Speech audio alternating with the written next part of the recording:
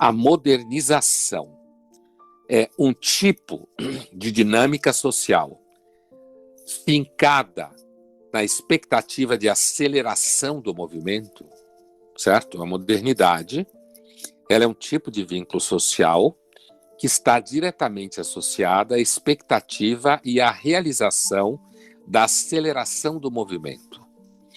Isso já era percebido no surgimento das máquinas a vapor, da Revolução Industrial Têxtil, né? Depois percebido na rapidez da comunicação, quando você falava ainda em telégrafos, né? Depois em rádio e por aí vai, até chegar hoje nessas formas de comunicação na qual a gente está aqui dentro de uma delas, né? De uma dessas ferramentas. Portanto, a expectativa e realização de aceleração, de movimento acelerado, não é unicamente o movimento acelerado no espaço físico. É evidente que também é, mas não é só uma aceleração no espaço físico. O que significa dizer que paulista tira férias para estressar o resto do país? Significa dizer que o movimento e a aceleração do paulista não encontra igual no resto do país, certo? A vida em São Paulo é acelerada em vários níveis. E essa aceleração, digamos assim, intrínseca, falando em termos comparativos dentro do Brasil, com relação a essa piada, falando das férias dos paulistas, né? Por quê? Porque o paulista, em todo lugar que vai, ele quer serviço, velocidade e competência. Porque é isso que o paulista está acostumado. Então, quando ele chega num lugar em que a pessoa que o atende fazer agora ou daqui uma hora não faz nenhuma diferença, porque não acontece nada, ele tem a impressão que ele foi lançado a um planeta o qual ele não conhece. Que planeta é esse? É um planeta que as pessoas não precisam ter pressa, porque não faz diferença fazer agora ou daqui uma hora. Enquanto em São Paulo, fazer agora ou daqui 5 minutos pode fazer uma diferença gigantesca, inclusive na sua vida profissional, se você estiver buscando galgar posições na vida profissional. Então, isso não é só em São Paulo, né? Óbvio que não, é no mundo inteiro onde se instaurou a lógica moderna na produção, e São Paulo é, de certa forma, a única cidade que o modelo capitalista moderno de produção se instalou de forma plena no país, né? As outras cidades e os outros estados, é claro que também acontece isso, mas não igual a São Paulo, né? Que é dominado por uma lógica clara de produtividade e de resultados e de eficácia, né? A conclusão disso é que a ansiedade contemporânea ela está inscrita no modo de vida contemporâneo. Isso não vai mudar.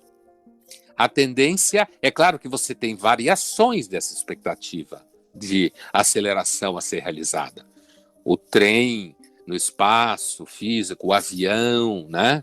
O próprio celular, a própria internet, que cria todo um espaço específico, mas você sente isso, por exemplo, no plano da vida pessoal e individual, né? Vamos ver um exemplo. Cada vez mais, principalmente no mundo corporativo, as pessoas, quando chegam próximas aos 40 anos de idade, né, o que era considerado até ontem a plenitude da idade de uma pessoa, era os 40 anos de idade, a saúde ainda bastante razoável, fora casos de muito má sorte, né? Você ainda produtivo, com um horizonte pela frente de realização, né? Hoje, 40 anos de idade no mundo corporativo significa proximidade da idade de corte, né? Significa que você vai ter que virar consultor ou virar empreendedor, sei lá, e fazer geleia natural. Por quê? Porque o mundo corporativo acelerou, não é que as pessoas resolveram acelerar, né, de um dia para o outro. A própria estrutura, né, da forma em que a lógica produtiva se instala, né, e aqui o beabá do marxismo explica isso de forma muito clara, né? A forma como a lógica produtiva se instala, ela implica que agora, no plano da própria idade, as pessoas vão perdendo a validade cada vez mais cedo. Por quê? Porque, inclusive, quando você fala das rupturas que têm a ver com tecnologias da informação, essa ruptura aparece de forma mais clara, né? De forma mais densa.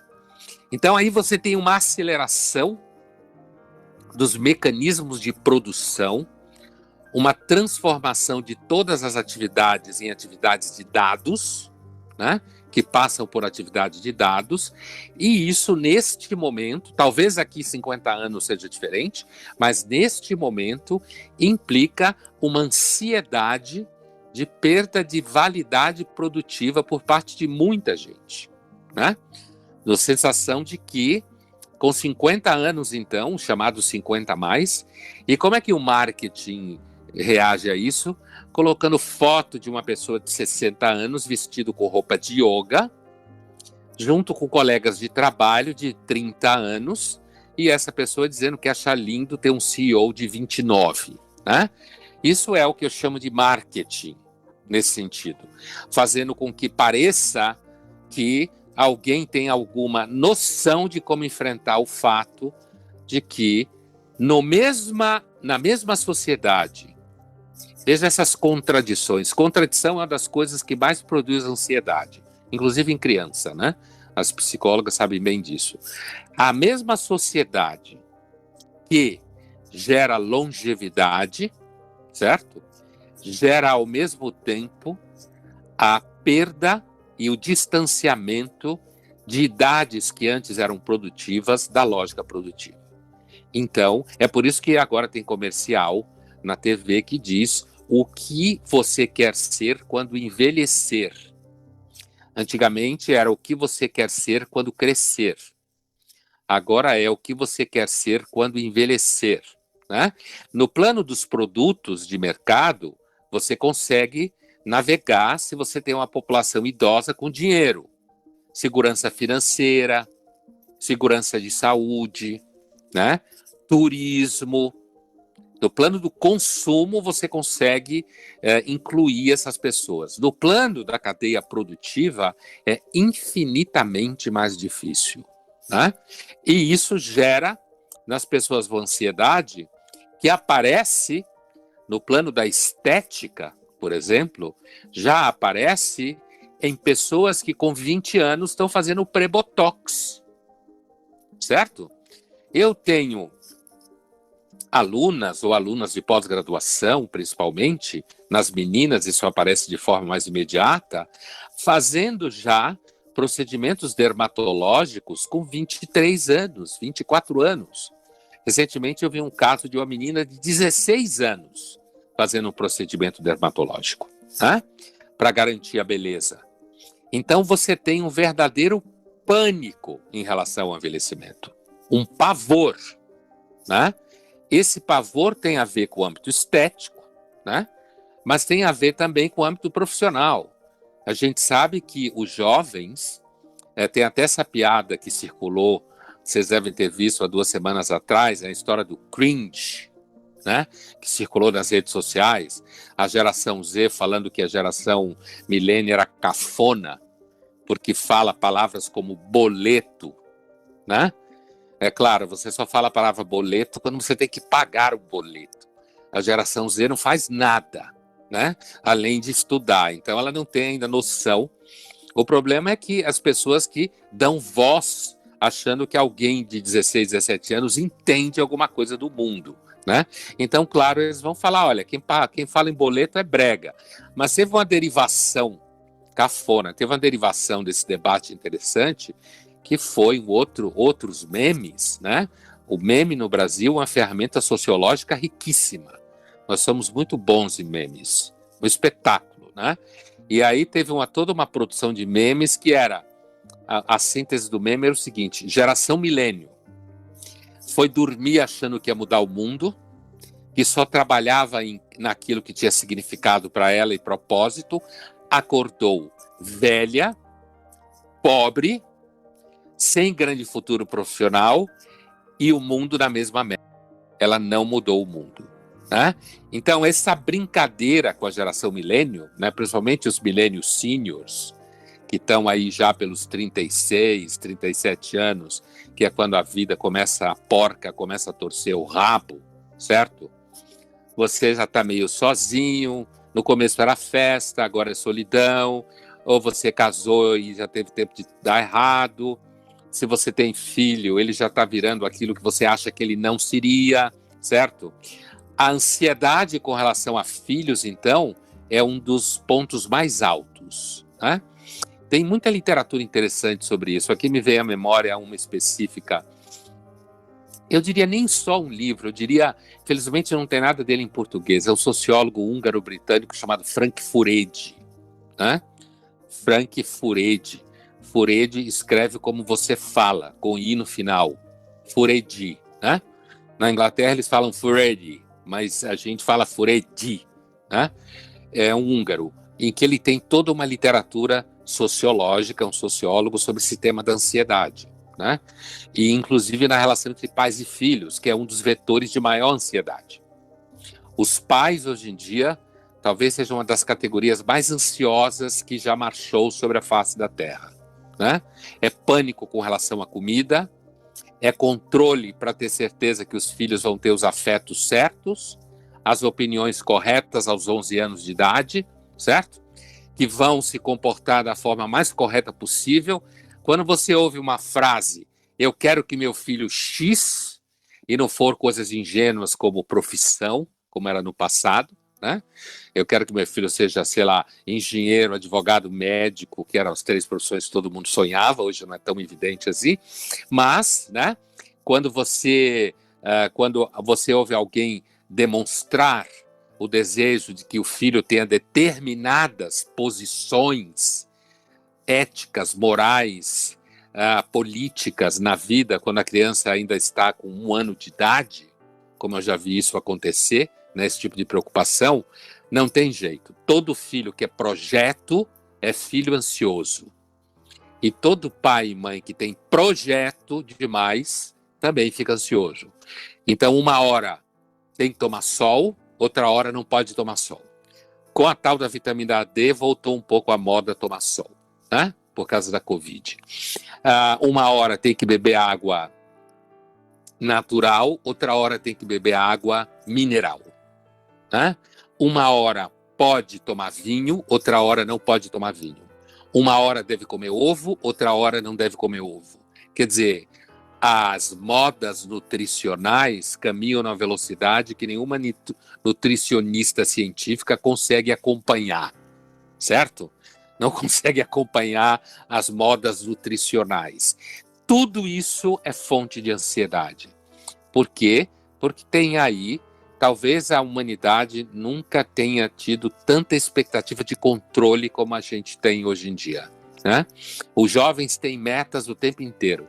Outro dia eu estava num evento, numa empresa, já durante a pandemia, e então, na hora das perguntas, uma das pessoas perguntou, um dos gestores lá da área, que era um rapaz que se apresentou como alguém que tendo por volta dos 30 anos, né? Ele perguntou para mim uma dica. Eu sou conhecido por não dar dicas, né? Porque eu gosto de conversar a sério sobre as coisas. E ele me perguntou assim para mim: não, mas como que a gente pode enfrentar toda a ansiedade, né? Da pressão da vida do trabalho, né? Um jovem com 30 anos, ele tem uma expectativa de já ser CEO, né? Essa é a expectativa dele, que ele já tenha cargo de gerência, né? Porque essa história de ter metas na vida, as pessoas hoje vivem a partir de metas e métricas, né? As metas e métricas, tem até um trabalho muito interessante que me vem à memória agora, de um historiador americano chamado Jerry Miller, professor da Universidade Católica de Washington. Também não tem tradução, é um livro cuja tradução, o título é Tirania das Métricas.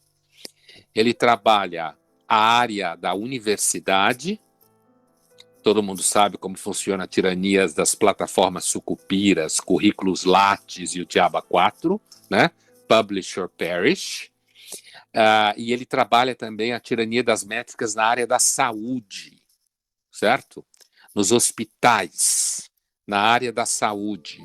É um historiador chamado Jerry Miller, né? Da Universidade Católica de Washington.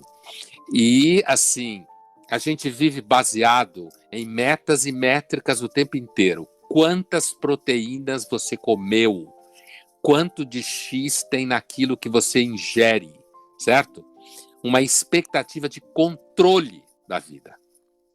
E como eu dizia no começo da minha fala, a ansiedade moderna, contemporânea, que é, na realidade, uma espécie de pandemia social, né, de certa forma, ela é gerada pelo sentimento do fracasso nosso de controlar as variáveis à nossa volta. E se você tem por meta na vida ter uma vida cada vez mais controlada, como esse rapaz perguntava para mim, então, Pondé, como que eu consigo enfrentar? Uma vez, num outro evento, alguém me pergunta assim, como que um profissional X consegue ser protagonista da sua vida? A palavra protagonista já me dá um certo medo, né? Quando alguém se pergunta como ser protagonista da vida. A vida é uma experiência em que você apanha a maior parte do tempo e você faz o que pode na outra parte do tempo, né?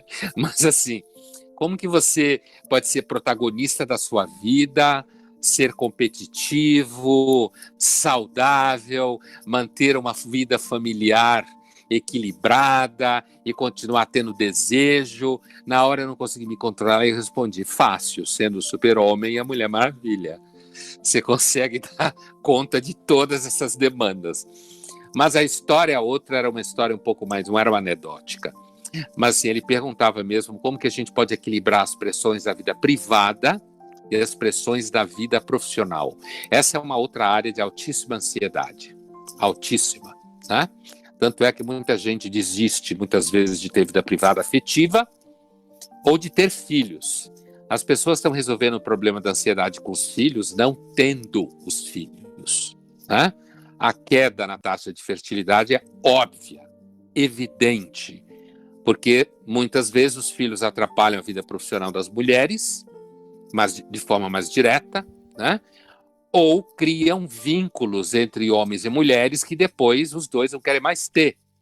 E muitos homens também não querem ter filhos nenhum com mulher nenhuma porque acham que vai ter vínculo para sempre, o que é fato. Isso também é um fato sociológico, não é uma opinião ou uma impressão, né?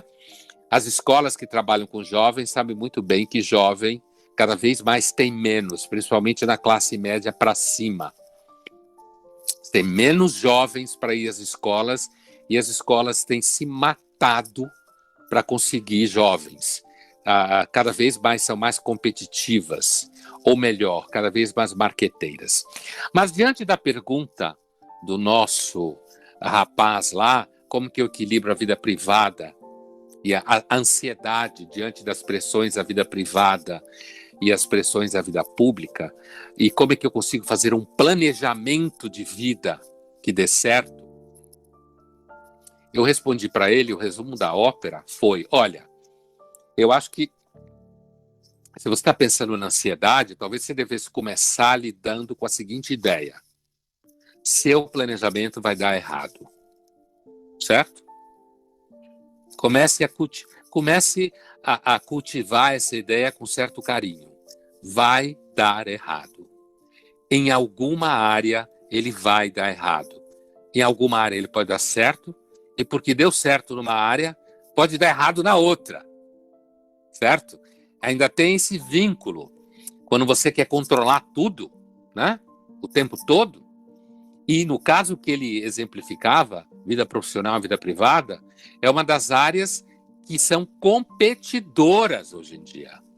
Em muitos casos, as pessoas vivem essa competição na sua vida, que é uma das áreas de maior ansiedade no mundo contemporâneo. Isso, as formas como as pessoas têm enfrentado isso daí, se você levar em conta que também você tem aí uma expectativa, uma aceleração, né?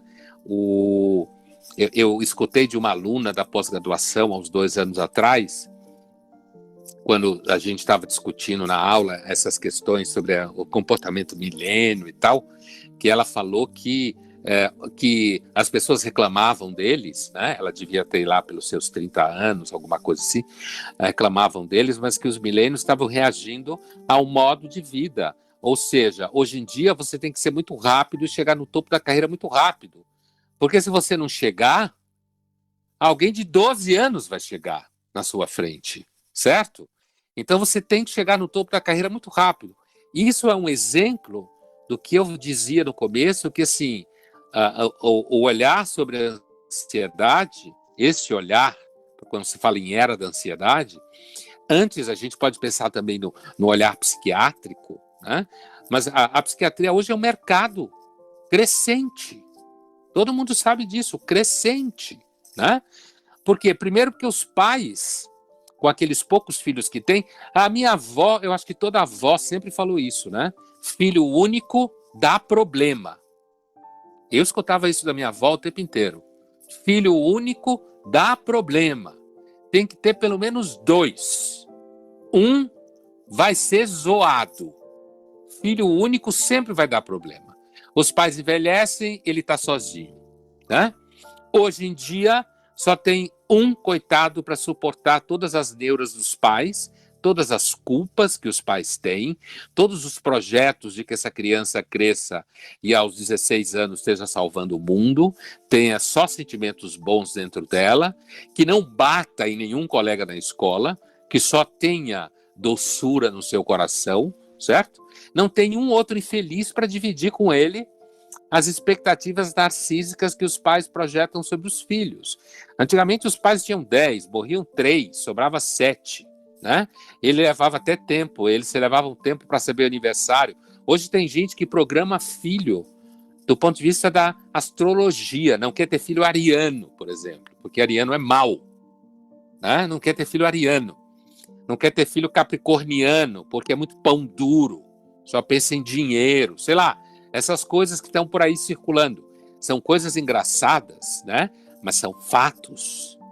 Tem pessoas que planejam filhos. Imagine você tentar engravidar pensando numa série de coisas e, além de tudo isso, pensando no signo que a criança vai ter 9 meses depois. Eu quero que seja pisciano, porque pisciano é muito legal, canceriano é sensível, né?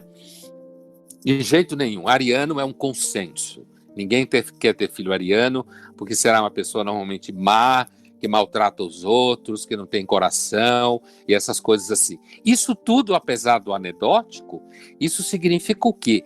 Um grande desejo de controle. E essa experiência do controle, ela se espalha por todos os níveis, alimentar, afetivo, profissional, de futuro e inclusive, e aí é digamos assim, uma frente recentemente nova, né, da ansiedade de controle. Todo mundo quer ser gente do bem. Todo mundo quer ser gente legal. Todo mundo quer sempre estar do lado daqueles que não têm, como falam as junguianas, sombras, né? Sombras. Né? E uma das melhores formas de você se tornar um ansioso patológico é quando você resolveu eliminar as sombras da sua vida. Porque à medida que a vida avança, as sombras aumentam. Isso se você for uma pessoa que teve uma vida normal, né? Mas aquilo que eu estava falando sobre essas expectativas, né? Sobre os filhos únicos e os filhos que são medicados, né? A gente recebe alunos da faculdade que já vêm com um psicodiagnóstico junto com ele, né? Já vem com um dossiê junto com ele. E os pais, que não têm muito tempo para perder, porque ninguém tem tempo para perder, né? Porque senão fica ansioso, perdendo tempo, né? A primeira solução, o primeiro remédio, a primeira medicação que supostamente ajudar a colocar essa criança de volta nos trilhos, colocar esse adolescente de volta nos trilhos, né? Vai topar. Então, quando a gente olha para o século XXI, né, pensando a partir desse conceito de ansiedade geral, que a pandemia foi, ainda é, né, mas ela se seguiu seu curso, aparentemente, de reagir razoavelmente bem ao crescimento e ao avanço das vacinas, a pandemia foi, ainda é, né, catastrófica no Brasil, inclusive. Ela não é, talvez ela não esteja tão apocalíptica, mas ela continua catastrófica, né? A pandemia foi um enorme laboratório de ansiedade. Ansiedade, inclusive, do ponto de vista dos jovens, que tiveram a vida extremamente cerceada, né? Imagina jovens com saudade da aula, né? Um aluno de faculdade com saudade da aula é um indício de que a ansiedade dele está muito alta.